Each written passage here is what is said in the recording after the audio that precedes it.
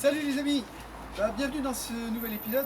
Bon, il ne s'agit pas vraiment d'un épisode, plus d'un nouveau tome. Pourquoi? Parce qu'en fait, tous les épisodes que je vous ai présentés au cours de la semaine, que j'ai posté chaque soir, ils ont tous été faits d'un seul coup, d'un seul tenant, sur le week-end dernier. Et là, je vais repartir, bon donc du coup, on peut dire appeler ça un nouveau tome. Je vais repartir sur de nouveaux épisodes, on va pouvoir découvrir de nouvelles choses et voir la suite des actions que j'ai effectuées auparavant et voir comment ça a évolué. Juste une chose, par rapport à la température, là aujourd'hui il fait 16-17 degrés, c'est correct pour aller visiter, mais on a déjà vu de meilleures conditions. Là les abeilles sortent. Pendant la semaine par contre il a fait un petit peu fisquet. Donc du coup les abeilles ont tendance à sortir moins et freiner un petit peu l'activité. Donc on est vraiment dans une zone charnière, une période charnière où on est en sortie d'hiver pour arriver sur un printemps et que le printemps se stabilise. Alors ça c'est un point charnière aussi bien pour les différentes espèces, que ce soit végétales et animales, et en l'occurrence pour l'abeille, l'important c'est d'avoir du nectar, du pollen qui soit fleuri, et s'il y a un coup de gel, ça peut remettre un petit peu en cause certaines choses par rapport au bon déroulement d'une colonie.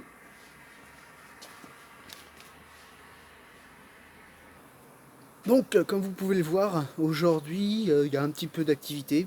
Ça se passe plutôt bien. La température est correcte, comme je le précisais. Aussi, je me suis aperçu de certaines choses par rapport à la semaine dernière sur les épisodes que j'ai pu réaliser. Je me suis aperçu que j'ai dit certaines bêtises ou quelques petites idioties.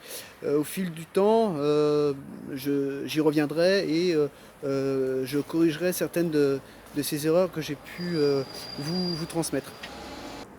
Alors, comme je le précisais, mes vidéos, je les fais, je dirais, en flux tendu, si je peux m'exprimer ainsi, dans le sens où je ne passe pas de temps à faire du montage parce que le temps ne me le permet absolument pas.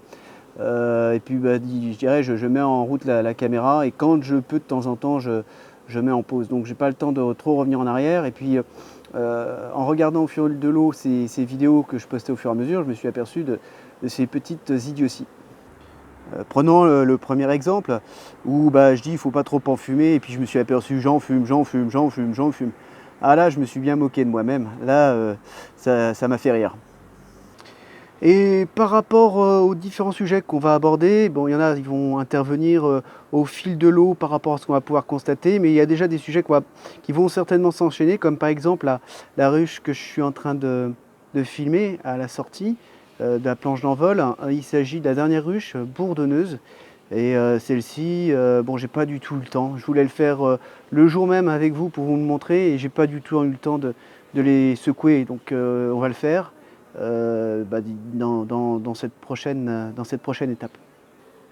Donc je sais plus ce que j'ai dit, mais en tout cas sur cette planche d'envol, c'est assez léger. Il n'y a pas vraiment beaucoup de population, ça bouge pas beaucoup. Ça c'est normal parce qu'il y a quand même beaucoup de mâles. Et puis d'ailleurs, celui qui est en train de grimper, c'est un gros mâle. Alors comment il se constitue le gros mâle?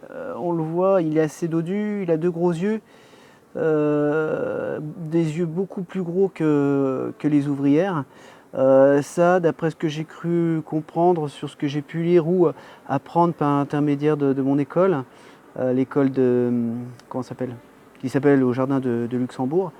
Je crois qu'ils ont des yeux beaucoup plus gros parce que ils ont besoin de trouver la reine, tout simplement. Afin d'avoir plus de facilité à trouver la reine lorsqu'ils sont en vol. Celle-ci aussi, on va y revenir. Il s'agit de la ruche pour laquelle j'ai mis un cadre de couvain où j'ai un petit peu mélangé les pinceaux, où je disais que je mettais un cadre d'œuf pour faire une cellule royale. Mais ce qu'il faut savoir, bon, j'y reviendrai plus en détail, un œuf ça dure 3 jours et après ça devient une larve qui devient elle-même ensuite une nymphe. Et c'est la larve de 3 jours, c'est à partir de cette larve-là, il ne faut pas qu'elle excède 3 jours pour en faire une cellule royale. Alors, comme on le voit ici, comme on le constate, là aussi l'activité n'est pas super forte, mais pour moi c'est normal. Ce qu'il faut savoir pour ces deux dernières ruches que j'ai, sur laquelle j'ai, enfin plus celle-ci plutôt cette dernière-là, c'est vrai que j'ai pris un risque, on verra bien ce que ça donnera. On verra dans la suite parce que le risque c'est qu'il a fait un peu froid, la population un peu faible, donc c'est pas sûr que ça ait marché et ça on le découvrira ensemble.